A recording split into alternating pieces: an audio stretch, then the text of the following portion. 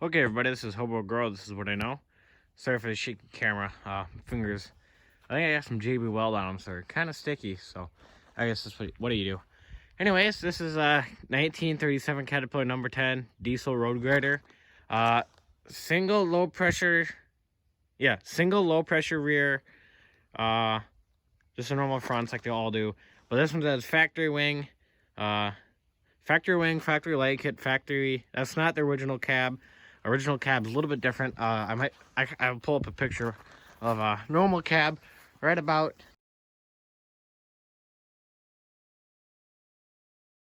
now. Okay. You probably just got done after seeing that normal cab. Yeah. That's what the normal cab looks like anyways.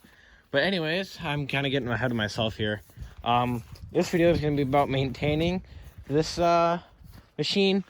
And this is a No.10, like I already said.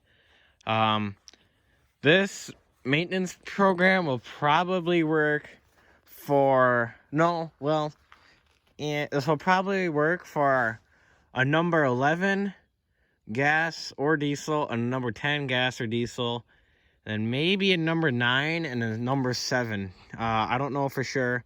I'm sure some of the places are going to be about the same, but No.9 and No.7 are a little bit lighter duty. And then also the gas No.10 I know is also a little bit lighter duty, I know too. At least the earlier ones were. But anyways, this is a 1937, as I already said. This is serial number 1K59. SP stands for the special parts, like the cab and the wing, stuff like that. Stuff that was an option back then. And then let's go over, I guess, maintenance first, or what you should have for maintenance. One, you're probably gonna want, or you're gonna want to have a operator's manual, a parts manual, and then I have the diesel serviceman's manual. I just have that for torques and stuff like that on the head and the valve covers. It says stuff like that, but I don't think you quite need that.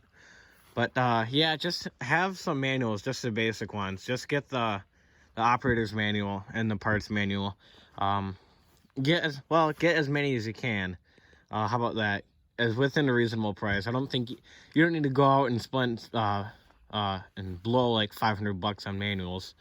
I think I might have $100 in manuals, but Caterpillar manuals are kind of expensive, so the manuals are expensive, so just be warned. You don't need to spend $100.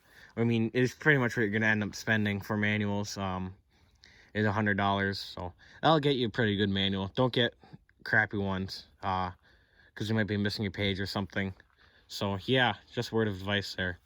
Not much of a device, but might help you. And then I guess if you don't have manuals, that's what this video is for. This video, we're gonna go over oil and grease points, and then checks, like if you have your lock rings on your rims, you have to check those, and wear parts, of course. This thing is probably gonna need a few rare parts here soon. When I go to restore this one day.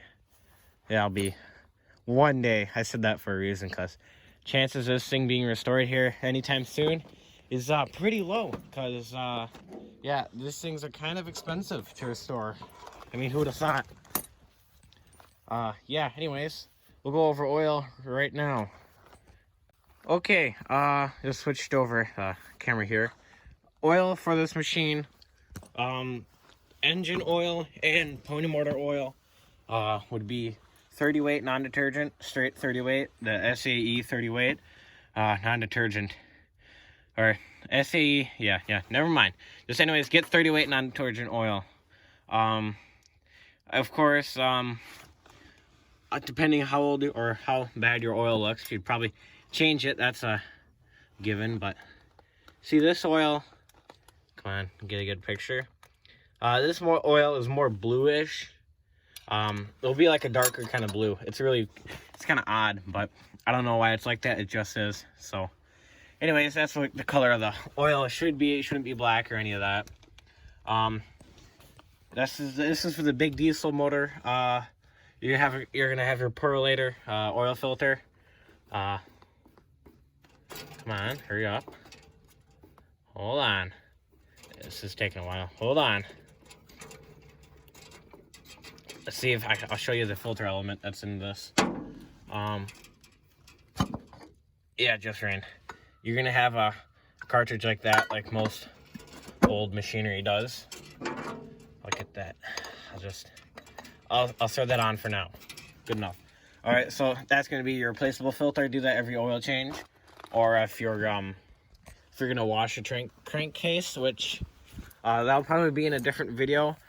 I won't do it myself, but I'll show you how to do it. I really don't feel like draining all the oil and cleaning it just for a YouTube video that I'm not going to make any money off of.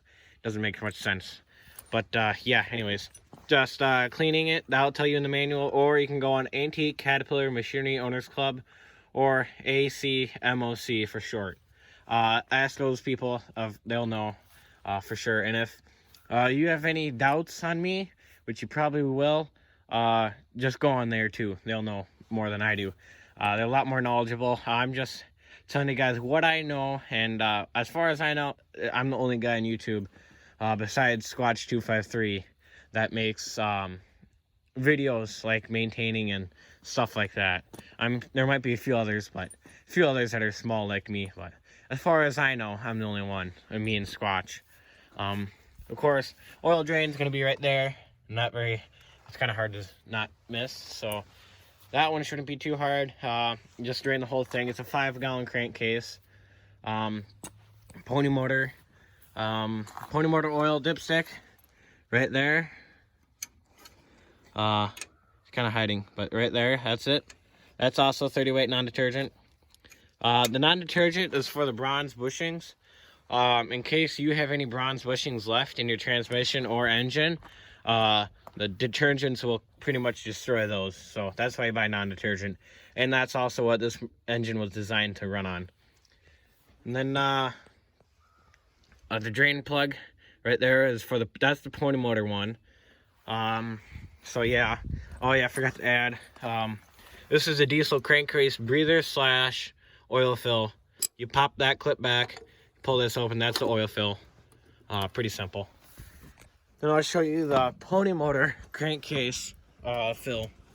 This is also a breather / oil fill. Oil here will stay on the top if yours hasn't been replaced. You just unscrew that. Pretty simple. And then pony motor gas right there. That's the gas for the pony motor. By the way, what happens a lot of times is people will never turn off the gas to the pony motors. They'll always just hit the mag switch.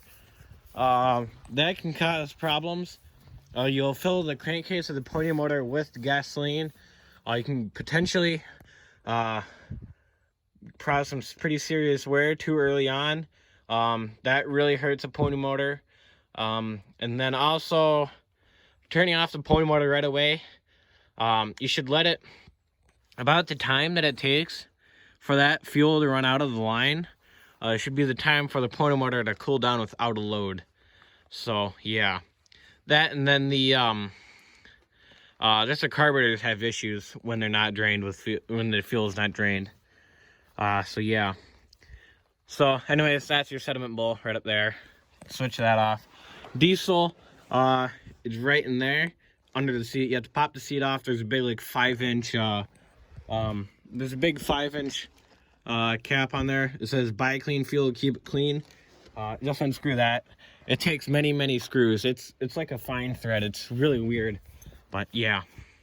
Then we won't go over priming or any of that. That's enough for a different video. But we'll go over oiling the starting system and the injection pump. Injection pump oil. There's a drain plug on the bottom of the housing right here. There should be a drain plug on the bottom. If yours doesn't, I don't know why it doesn't. So yeah. But anyways, you fill it right here. You just unscrew that, fill it up to the bottom. No, to the where the neck is.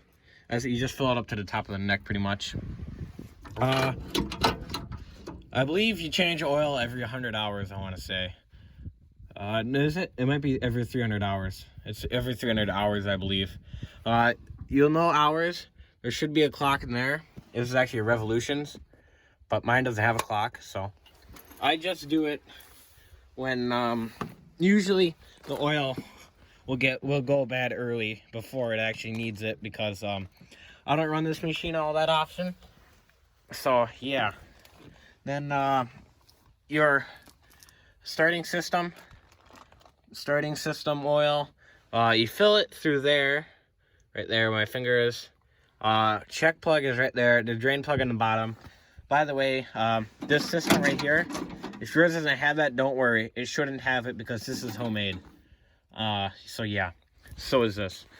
But anyways, you'll have to pop off this side cover. It's not too hard, it's 4 bolts. If you don't know how to take off 4 bolts, you probably shouldn't be owning this machine.